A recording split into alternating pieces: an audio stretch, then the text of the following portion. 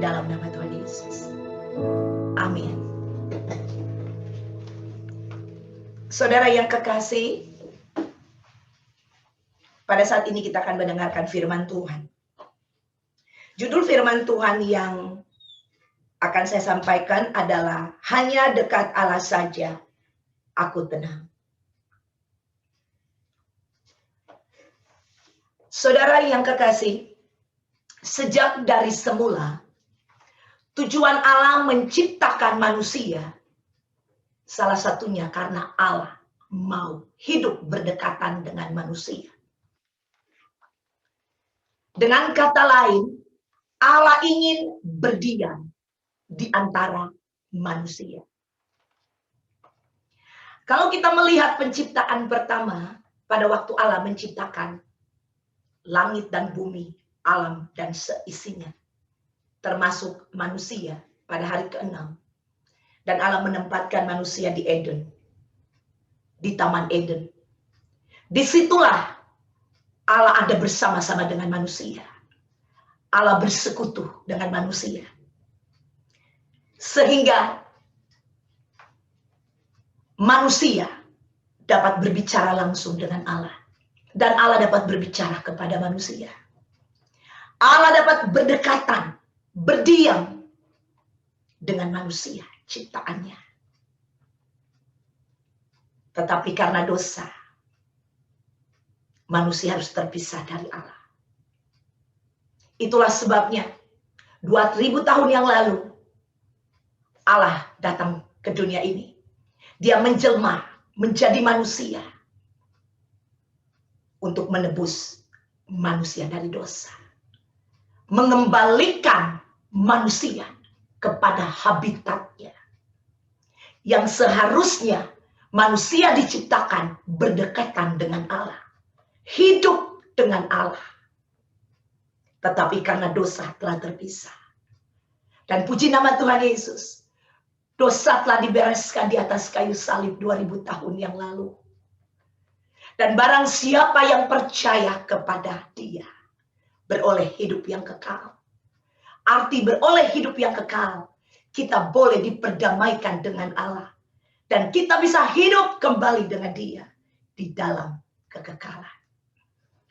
Saudara yang kekasih, hanya dekat Allah saja kita akan mengalami ketenangan. Karena itulah habitat kita. Kita akan lihat dari ayat yang pertama. Yakobus 4 ayat yang ke-8. Silakan ditampilkan. Dikatakan di kitab ini, mendekatlah kepada Allah dan Dia akan mendekat kepadamu. Tahirkanlah tanganmu, hai kamu orang-orang berdosa, dan sucikanlah hatimu, hai kamu yang mendua hati. Garis bawahi, mendekatlah kepada Allah dan Ia akan mendekat kepadamu. Saudara, kenapa kita disuruh mendekat kepada Allah?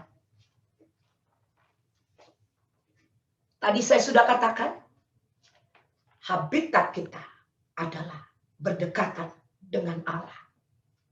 Hidup berdampingan dengan Allah. Hidup bersatu dengan Allah. Saudara, dikatakan di kitab Yakobus ini, dikatakan mendekatlah kepada Allah. Saudara, ini adalah satu kalimat ajakan kepada manusia. Tuhan menawarkan kita untuk kembali kepada Dia, mendekat kepada Dia. Saudara, tahukah kita bahwa Tuhan tidak pernah memaksakan kehendak-Nya jadi kepada kita? Berulang-ulang, kalau saya berkhotbah, saya selalu mengingatkan ini. Bahwa Tuhan, Dia Allah pencipta. He is our creator. Kita hanyalah creation. Tetapi hebatnya Tuhan, Dia Allah yang baik. Dia nggak pernah memaksakan kehendak-Nya jadi kepada kita.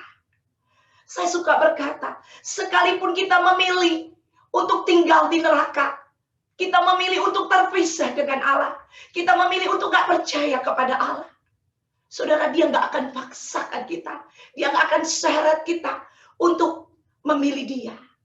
Dia berikan kita hak bebas. Kasih yang sempurna adalah kasih yang tidak pernah memaksakan kehendaknya jadi kepada yang dia kasihi. Itulah sebabnya saudara, di rumah tangga, di dalam kita berhubungan, orang tua dengan anak, anak dengan orang tua, ya dan lingkungan yang lainnya, kita tidak boleh memaksakan kehendak kita jadi kepada seseorang.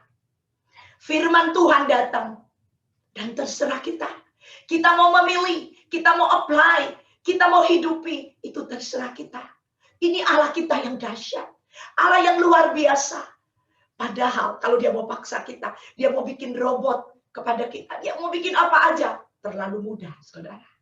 Tetapi dia begitu mengasihi kita, dan dia memberikan free will, kehendak bebas. Sejak penciptaan pertama di Taman Eden, dia tidak ambil buah itu. Dia memberikan Adam dan Hawa pilihan. Mau memilih dia, mau mendengar firman-Nya atau tidak. Begitu juga di sini, dia kasih pilihan, mendekatlah kepadaku. Saudara, kalau kita belajar, di sini dikatakan yang berikutnya, dan ia akan mendekat kepadamu. Statement ia akan mendekat kepadamu. Ini adalah ungkapan hati Tuhan yang begitu ingin berdekatan dengan kita, yang begitu ingin berdiam bersama dengan kita, yang begitu ingin bersekutu dengan kita, yang begitu mengasihi kita. Saudara, kita suka berdekatan dengan orang yang kita kasihi. Kita nggak mau jauh dari orang yang kita kasihi, yang kita cintai. Demikian juga dengan Tuhan. Dia ingin berdekatan. Dia ingin ada bersama-sama dengan yang dikasihi oleh dia. Saudara, dia mati, berikan nyawanya. Karena dia mengasihi kita. Karena dia mau hidup bersama-sama dengan kita. Kalau Anda ingin mendekat kepada Allah, kalau kita ingin berdekatan dengan dia, saudara, Tuhan terlebih lagi ingin berdekatan dengan kita. Jauh keinginan hati Allah, jauh lebih tinggi daripada apa yang Anda dan saya inginkan, yaitu ingin berdekatan. Saudara yang kekasih, kita akan buka ayat yang berikutnya, Yohanes 1 ayat 14. Kita akan lihat bagaimana Allah yang ingin berdekatan dengan manusia. Bagaimana Allah yang menginisiatif untuk mengembalikan manusia hidup berdampingan dengan dia.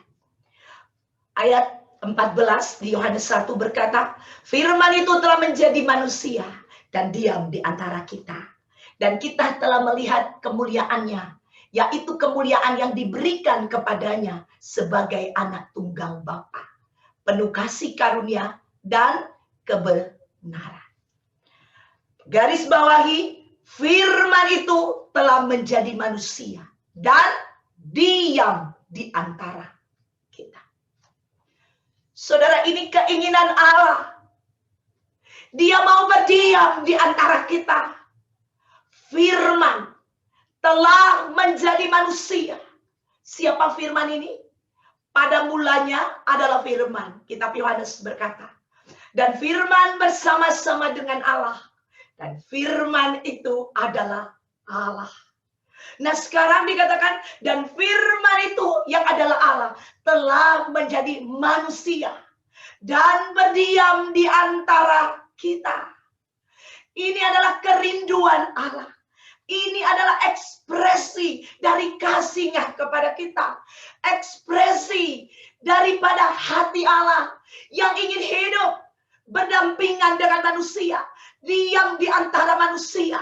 Di dalam kurun waktu yang kekal. Sejak kita menerima Tuhan Yesus sebagai Tuhan dan Juru Selamat kita. Saudara, firman Allah berkata bahwa Allah masuk dan berdiam di dalam diri kita. Dan janjinya adalah kekal. Dia berkata, aku sekali-kali tidak akan pernah meninggalkan engkau. Immanuel, aku menyertaimu sampai pada kesudahan zaman. Ini adalah kerinduan hati Allah, keinginan hati Allah yang ingin bersama-sama dengan yang Dia kasihi. Pertanyaannya, bagaimana dengan kita? Saudara, di dalam dunia saat ini yang sedang menuju kepada kehancuran. Kita lihat apa yang terjadi saat ini. Goncangan hebat yang terjadi di seluruh dunia. Hanya dengan satu virus bisa melumpuhkan ekonomi. Hanya dengan satu virus bisa membunuh jutaan manusia. Saudara, kita sedang hidup di hari-hari yang jahat. Hari-hari yang sedang menuju kepada kebinasaan. Iblis datang untuk mencuri, membunuh, dan membinasakan. Hari-hari ini, hari-hari yang jahat. Dan hari-hari ini bukan hari-hari yang akan tambah baik. Firman Allah berkata, saudara, bahwa hari-hari yang kita hidupi adalah hari-hari yang jahat. Kita diingatkan supaya kita memperoleh hati yang bijaksana. Karena apa, saudara yang kekasih? Karena hari-hari ini, saudara, khususnya hari-hari terakhir ini, saudara, kita sedang menuju kepada satu pemerintahan nanti yang akan di bawah pemerintahan antikris. Saudara, itulah sebabnya dosa akan bertambah banyak, saudara. Akhir zaman dikatakan oleh firman Allah. Pada waktu kapan? Kalau kita melihat, dikatakan hari akhir zaman itu diperumpamakan sama seperti zaman Noah, di mana orang-orang pada zaman Noah tidak ada yang mau mencari Tuhan. Itulah sebabnya di zaman Noah hanya 8 orang yang selamat. Hanya Nabi Nuh, istri, ketiga anaknya dan ketiga menantunya. Semuanya sibuk dengan diri sendiri. Dikatakan mereka berpesta pora, mereka kawin mengawinkan. Saudara, bukan menikah, tapi kawin mengawinkan, saudara. Mereka hidup di dalam kehidupan seks bebas. Mereka hidup di dalam keinginan daging, tidak bermoral lagi, saudara. Sampai-sampai mereka sudah tidak mengingat bahwa ada pencipta yang menciptakan hidup mereka. Dan pada waktu Nabi Nuh mulai memberitakan tentang kabar baik, bahwa akan datang air bah dan manusia, Allah ingin menyelamatkan manusia. Tidak ada yang mudeng, gak ada yang mau dengar. Semua ignore, semua tidak mau mendengar, semua sibuk dengan kepentingan diri sendiri. Dan dikatakan juga seperti pada zaman Sodom dan Gomora. Saudara, Sodom dan Gomora, kita lihat di sana kehidupan bebas yang juga tidak bermoral. Sampai-sampai malaikat yang datang ke rumah Lot, mau menyelamatkan Lot, diminta mereka ketok pintu rumah Lot, buka, keluarkan orang itu, karena kami ingin tidur dengan mereka. Saudara, inilah dunia yang kita hidupi. Manusia sudah dibutakan, sampai tidak bisa melihat lagi ini malaikat, ini Tuhan, atau ini bukan. Saudara, ini akhir zaman. Ini hari-hari terakhir. Di mana kita hidup bukan semakin baik, dan dosa nanti akan mencapai klimaks, akan mencapai perfection, di mana antichrist akan take over the world, akan ambil alih dunia ini, saudara. Untuk itu, saudara, kalau kita melihat tanda-tanda ini, dan mungkin kita bisa, bukan mungkin, kita boleh berdoa. Silahkan kalau kita mau berdoa supaya virus ini pergi, saudara, silahkan kita boleh berdoa. Tetapi saya mau kasih tahu, saudara, bahwa hari-hari ini adalah hari-hari yang jahat. Dari satu peristiwa akan pergi ke peristiwa yang lain. Untuk itu, kita perlu hidup dekat dengan Allah. Kita perlu kembali kepada habitat kita. Saudara yang kekasih, di dalam Kejadian 1, khususnya di Kejadian 1 ayat 3, hanya satu ayat ini yang saya rindu untuk bacakan kepada Anda. Ini tidak ada di screen, tetapi saya mau supaya kita membaca sama-sama. Dikatakan, berfirmanlah Allah, jadilah terang, lalu terang itu jadi. Saudara, ini hanyalah satu ayat, yang saya ambil untuk membuktikan kepada kita bahwa Allah berfirman kepada terang, terang jadilah, maka terang itu jadi. Nah, Kalau kita lihat di Kejadian 1 ini seterusnya, kalau Anda baca sampai ke bawah seterusnya, saudara, Anda akan melihat di sana di mana Allah menciptakan dunia ini hanya dengan firman-Nya. Nah, semua yang ada di dunia ini itu tercipta dari firman Allah. Tadi saya sudah katakan di kitab Yohanes berkata, pada mulanya adalah firman. Firman itu bersama-sama dengan Allah dan firman itu adalah Allah. Saudara, kita lihat di sini. Pada waktu Allah menciptakan terang, Dia ciptakan pakai firman. Dia ciptakan pakai firman. Sekali lagi, maka terang itu ada.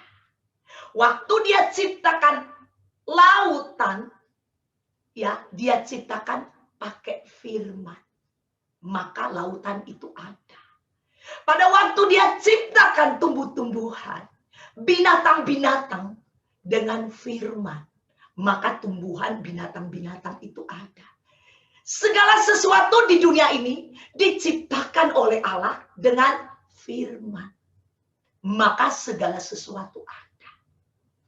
Saudara, saintis itu mengakui bahwa, saudara, segala sesuatu benda atau yang bisa kita lihat, yang bisa kita pegang, saudara, itu terjadi ya dari energi atom, ya, yang tidak dapat dilihat pakai mata, ya, tidak kelihatan, dan itu jadi.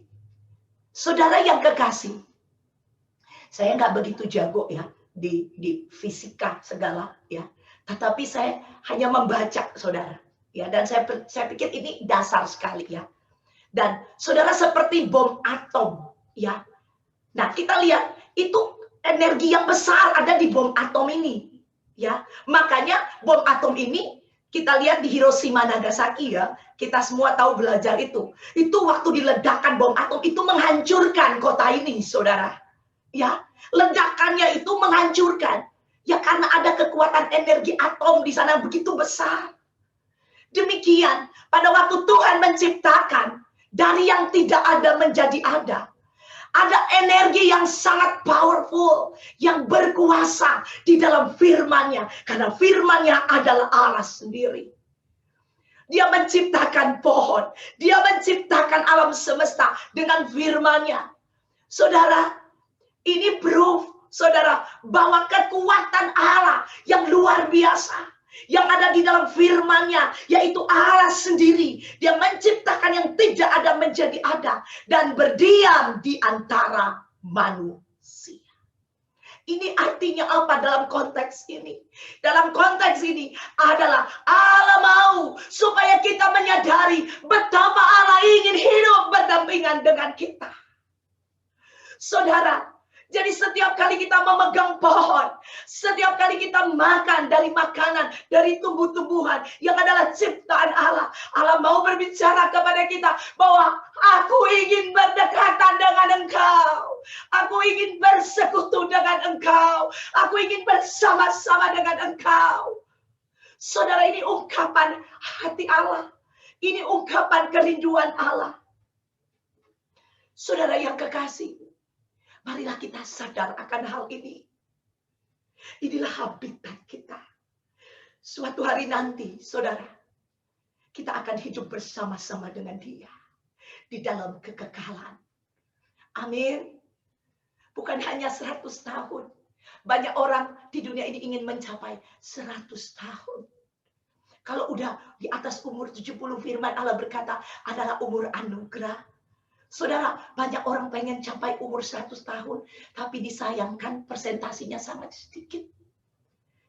Tetapi saya mau katakan, suatu hari nanti, kita tidak hidup hanya 100 tahun, tapi kita akan hidup selama-lamanya. Bukan hanya 1 miliaran tahun, bukan hanya 1 triliun tahun, tetapi kekal bersama-sama dengan Dia, Juru Selamat kita, Allah kita, yang menciptakan kita, yang mau hidup berdampingan dengan kita.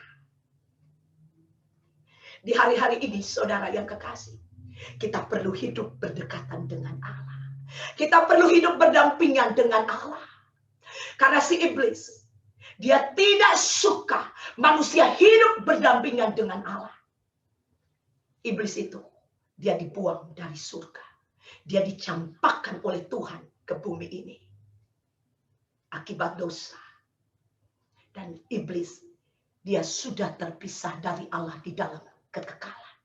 Walaupun saat ini iblis masih ada, tetapi iblis sudah terpisah dengan Allah di dalam kekekalan.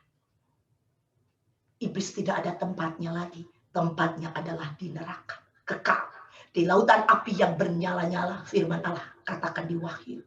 Saudara, itulah sebabnya iblis mengincar kita. Dia punya purpose, dia punya tujuan untuk memisahkan kita dari Allah. Dia buat Hawa jatuh di dalam dosa, sehingga Hawa dan Adam, suaminya, harus keluar dari Eden untuk terpisah dengan Allah. Tetapi Allah maha baik, maha kasih. Dia datang mengembalikan manusia yang percaya kepada dia kembali kepada Allah. Tetapi saudara, si oknum ini yang masih ada, iblis saat ini yang menjadi raja atas dunia ini, saudara, dia berusaha untuk memisahkan kita dari Allah. Memisahkan orang-orang.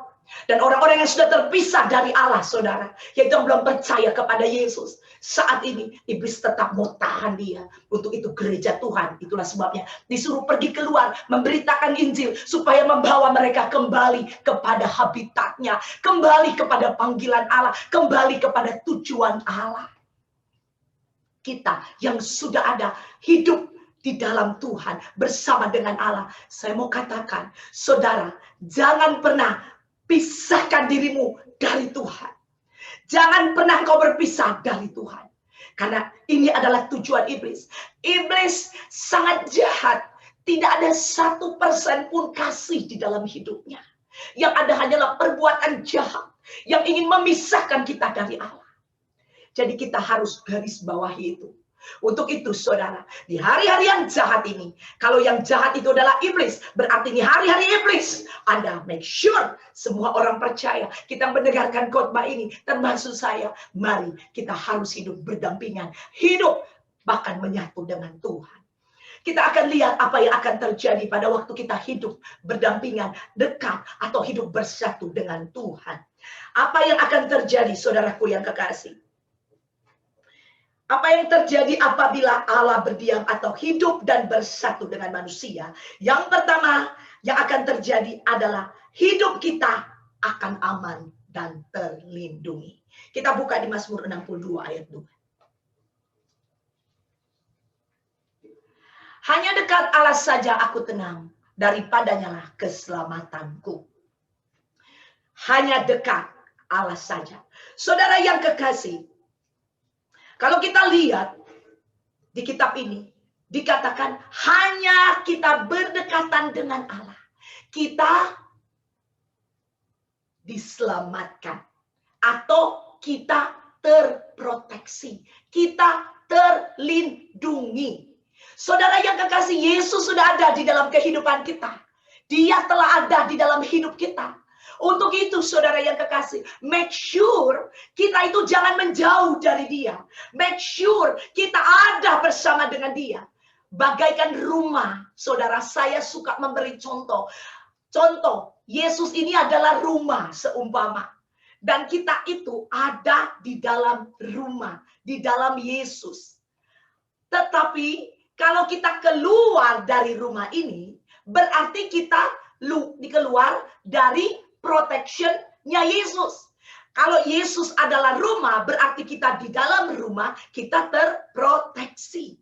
Tapi waktu kita keluar dari rumah, kita kehilangan proteksi. Itulah sebabnya di 62 ayat 2 Mazmur berkata, hanya dekat Allah saja aku tenang, daripadanya lah keselamatanku. Nah, jadi ini mutlak. Jangan jauh-jauh dari Allah. Kita harus berdekatan dengan Allah terus. Kalau kita ingin hidup kita aman dan terproteksi. Ingat saudara, kalau kita keluar dari Allah, di sana ada yang namanya iblis yang seperti singa yang mengaum-ngaum. Dikatakan dia siap untuk menerkam kita. Itulah sebabnya firman Tuhan berkata, berjaga-jagalah. Ya, karena si iblis tidak tinggal diam. Kita harus hidup waspada di akhir zaman ini. Di hidup hari-hari yang tidak menentu ini, kita make sure bahwa kita ada di dalam Allah. Maksudnya dekat dengan Allah. Yang kedua, saudara, apa yang akan terjadi kalau kita berdiam, berdekatan dengan Allah, kita hidup berdampingan dengan Allah, diam dengan Allah. Apa yang akan terjadi? Yang nomor 2 adalah kita tidak akan berkekurangan. Kita buka Yohanes 15 ayat 17. Jikalau kamu tinggal di dalam aku dan firmanku tinggal di dalam kamu, mintalah apa saja yang kamu kehendaki dan kamu akan menerimanya. Saudara, jikalau kamu tinggal di dalam aku, ya. Jadi firman Tuhan berkata, jikalau saya atau Anda tinggal di dalam Tuhan dan firman-Nya atau Allah itu yang adalah firman tinggal di dalam kita, maka mintalah apa saja yang kamu kehendaki dan kamu akan menerimanya. Di sini berbicara bahwa ada kesatuan, ada persekutuan, ada kehidupan bersama dengan Allah. Pada waktu kita hidup bersama dengan Dia, kita diam bersama dengan Allah. Di situ ada pemenuhan atas setiap kebutuhan-kebutuhan kita. Saudara, di hari-hari ini kita mendengar banyak sekali orang-orang yang hidupnya berkekurangan. Bukan hanya saja berkekurangan terhadap materi, saudara, tapi juga berkekurangan tentang knowledge, tentang pengetahuan akan Allah. Sehingga mulai pengharapannya jadi kendor, jadi ketakutan, jadi khawatir, saudara. Saudara yang kekasih, pengetahuan akan firman Allah penting sekali. Karena firman Allah berkata, umatku tersesat, umatku binasa karena kurang pengetahuan. Bukan tidak berpengetahuan, tetapi kurang. Saudara yang kekasih, make sure kita berada di dalam firman Allah. Pengetahuan firman Allah, kebenaran firman Allah. Tinggal di dalam kebenaran firman Allah. Saudara, kalau kita ingin dipenuhi keperluan kita, makan, minum, pakai kita, saudara, dipenuhi oleh Tuhan. Saudara yang kekasih, kalau berbicara menjadi satu, berbicara engkau di dalam aku dan firmanku tinggal di dalam kamu, berarti saudara itu menjadi satu. Nah, kalau berbicara menjadi satu, ya, kalau kita terpisah sedikit aja, ada gap di sana. Nah, kalau berbicara gap itu seperti ini. Misalnya kita pasang selang ya di keran. Ya di keran kita mau siram bunga misalnya. Kita tancapkan selang itu di keran itu. Waktu kita tancapkan, maka air itu akan mengalir lewat selang itu. Tetapi kalau ada gap, ya ada jarak antara selang itu dengan keran ini, maka air itu akan tumpah, akan keluar. Nah, apalagi jarak yang tidak tancap, tidak jadi satu, saudara. Nah, itu air akan kemana-mana. Selang ini nggak bisa terisikan air. Demikian firman Tuhan ini. Tuhan mau kita menjadi satu dengan firman-Nya. Hidup di dalam kebenaran firman-Nya. Dan situ segala sesuatu yang kita perlukan, Allah akan memenuhi keperluan kita. Menurut kekayaan dan kemuliaan yang ada di dalam Kristus Yesus Tuhan. Itu nomor 2. Dan nomor 3 kita akan lihat. Nomor 3 apa yang akan terjadi kalau kita hidup berdiam, bersatu dengan Allah, berdekatan dengan Allah. Yang akan terjadi adalah kita akan berjalan di dalam kemenangan. Kita akan lihat ayatnya di Yesaya 41 ayat 10. Dikatakan, janganlah takut sebab aku menyertai engkau. Janganlah bimbang sebab aku ini Allahmu. Aku akan meneguhkan, bahkan akan menolong engkau. Aku akan memegang engkau dengan tanganku yang membawa kemenangan. Garis bawahi, sebab aku menyertaimu. Haleluya. Saudara, ya, dikatakan bahwa aku menyertaimu.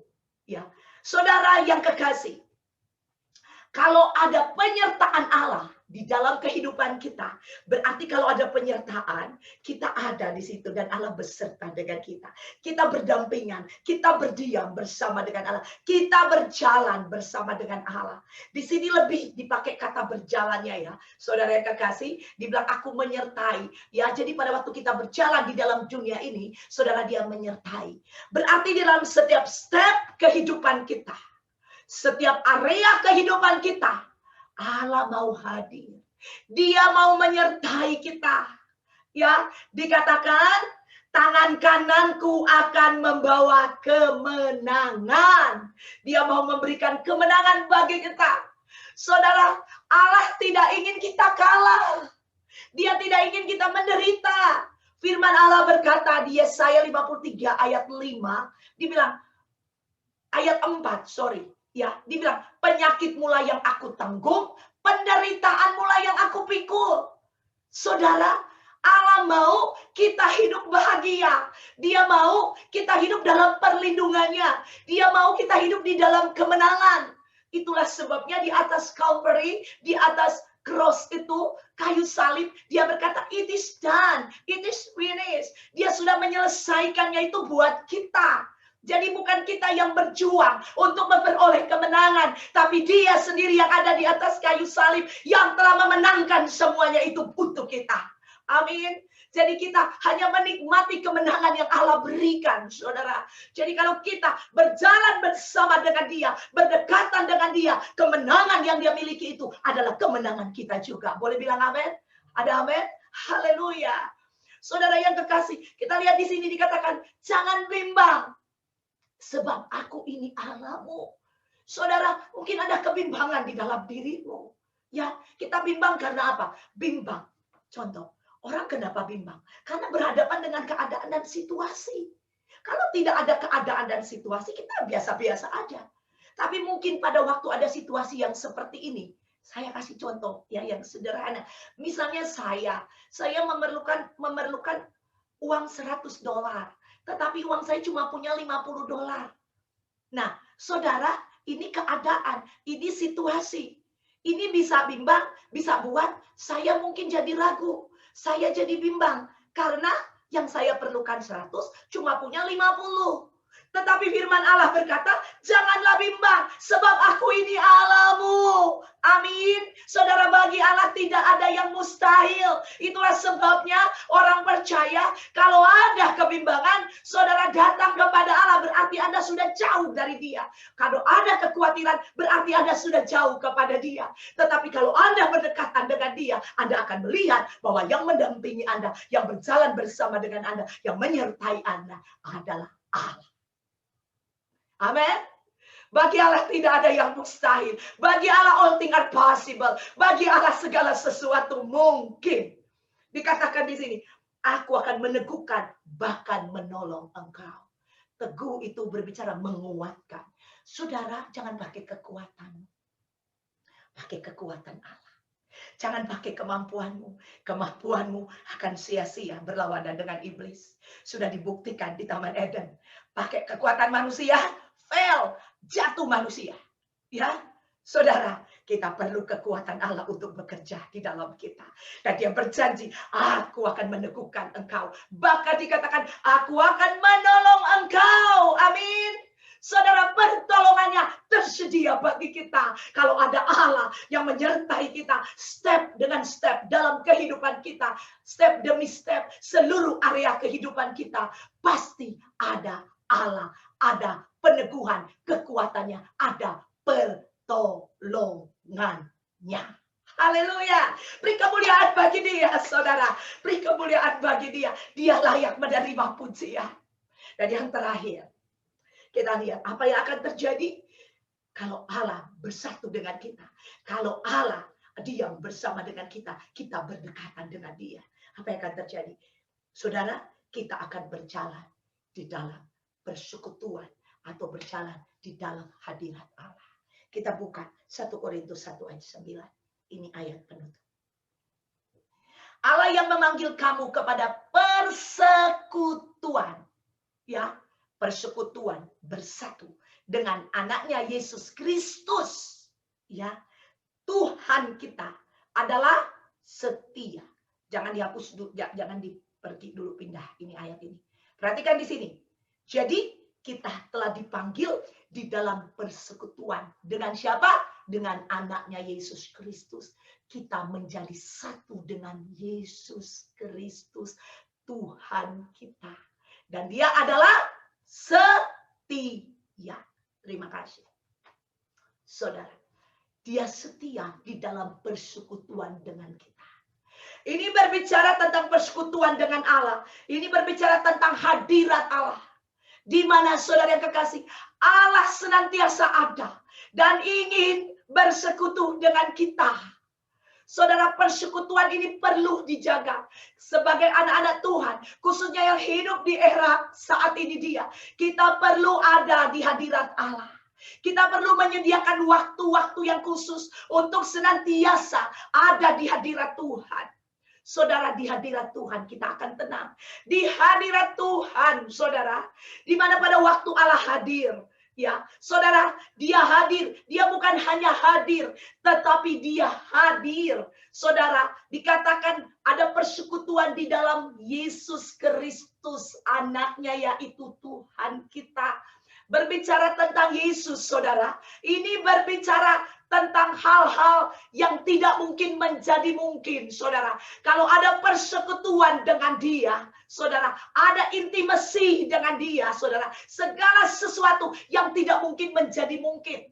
Tetapi di dalam hal ini khususnya, saya mau berbicara tentang persekutuan, tentang bagaimana kita mempunyai intimasi, hubungan erat di hadirat Tuhan dengan Allah.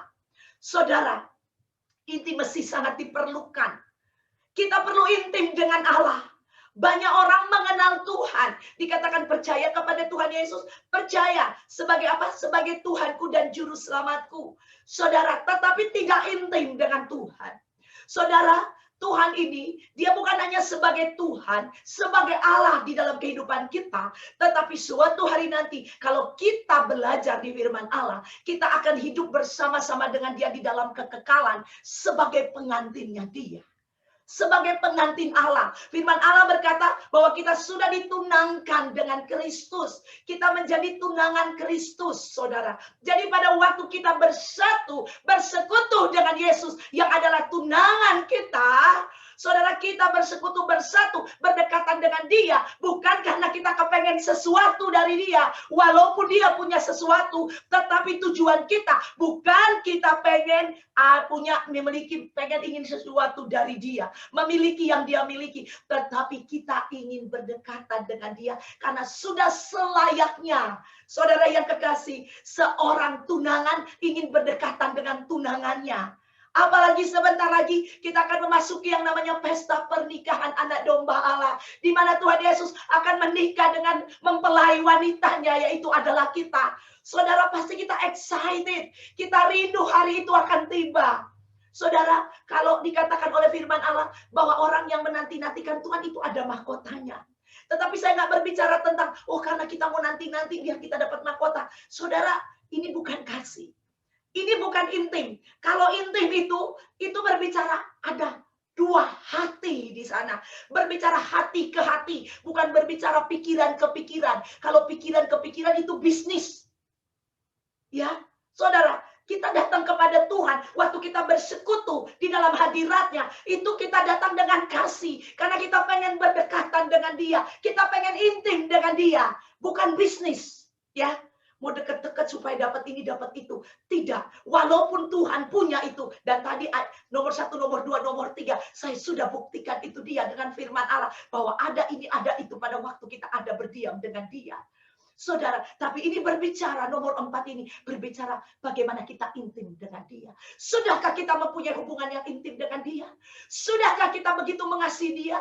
Sudahkah kita menanti-nantikan kedatangan dia? Karena kita pengen tinggal dengan Tuhan Yesus. Karena kita pengen berjumpa dengan dia. Bukan begini, aduh udah capek nih dunia ini nih. Udah ada corona. Aduh masalah gak habis-habis. Lebih baik gue ke surga aja. Saudara, gak gitu. Tetapi kita pengen datang ke surga karena kita pengen berjumpa dengan kekasih jiwa kita. Saudara, yang kita kasihi, yang kita layani, yang kita cintai, saudara, selama kita hidup. Itulah sebabnya konsep ini harus ada di dalam diri orang percaya, ya, bahwa kita datang pada waktu kita ada di hadirat Tuhan, itu hubungan intim yang terjadi. Saudara, ini hanya contoh dari diri saya. Pada waktu saya lagi di hadirat Tuhan, saya lagi doa sama Tuhan, hanya berdua dengan Dia tentunya ya. Lagi bersekutu, ya kita perlu berdoa, mezbah keluarga penting saudara, tetapi hubungan pribadi juga penting, ya. Jadi saya berdoa, hanya berdua dengan Tuhan. Pada waktu saya berdoa di sana saudara, waktu saya nyembah, saya mulai dan saya masuk lebih dalam, lebih dalam. Pada waktu dan terus lebih dalam, di situ saya bilang gini sama Tuhan, benar-benar hati saya rasa itu, saya bilang, Tuhan, I offer my life to Him. Saya offer, Tuhan mau apa dari aku? Tuhan mau baju aku. Jadi Anda nggak perlu ikuti bahasa saya, ini hanya bahasa saya. Pengungkapan rasa hati saya yang kepengen dekat dengan Dia, yang nggak mau pergi dari Dia, yang hanya mau berdua dengan Dia. Saya berharap bahwa waktu ini nggak akan berakhir. Saya mau tetap di hadirat Dia. Saya mau bersekutu dengan Dia. Saya mau dekat dengan Dia. Saya mau hanya Dia dengan saya. Saya nggak mikir apa-apa. Saya bilang, Tuhan mau baju saya. Tuhan mau apa yang aku miliki? Mau dompet, mau ini saya cuma punya uang gini. Tuhan mau ini. Saya offer. Ini saya berbicara, I offer my life. Saya offer hidup saya. Karena pada waktu itu telah terjadi keintiman. Telah terjadi satu persekutuan yang ada. Saya hanya lihat Dia. Dan saya bilang, Tuhan, bawa aja saya ke surga. Saya udah gak mau hidup di sini. Saya mau hidup sama-sama dengan Tuhan. Di dalam kekekalan. Karena di sini terbatas. Nanti sebentar, amin. Saudara, ini ungkapan. Ini ungkapan. Daud berkata, segala sesuatu boleh engkau ambil daripadaku, tetapi jangan rohmu meninggalkan aku. Ini ungkapan saudara. Roh Allah tetap berada bersama dengan Daud. Tuhan gak ngambil saya langsung pergi ke surga. Tetapi ini ungkapan hati. Bagaimana kita ingin berdekatan dengan Dia. Bagaimana kita ingin bersekutu dengan Dia. Kita ingin bersama-sama dengan Dia. Saudara, siapkan waktu-waktu kita di hadirat Allah. Hanya kita dengan Tuhan di sana. Kita menyembah Dia, memuji Dia, bersekutu dengan Dia. Saudara, kalau Anda baca di kitab Agung, bagaimana tentang mempelai wanita dan mempelai laki-laki. Di sana saudara berkata, mempelai laki-laki berkata, hai kekasihku, engkaulah satu-satunya milikku. Tidak ada yang lain. Dia tidak mau ada yang lain. Artinya apa? Tuhan mau hanya Dia satu-satunya. Saudara, di dalam kehidupan kita tidak ada ilah-ilah atau Allah-Allah yang lain. Tidak ada hal-hal yang lain yang dapat memisahkan kita dari Dia.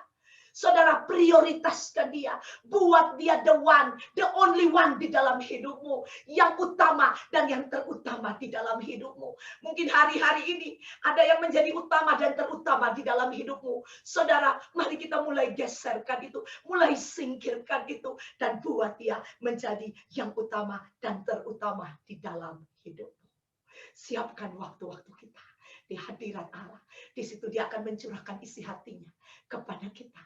Kekasih, atau dikatakan kalau bangsa Israel itu my beloved, kekasih Allah. Kita ini adalah mempelai Kristus.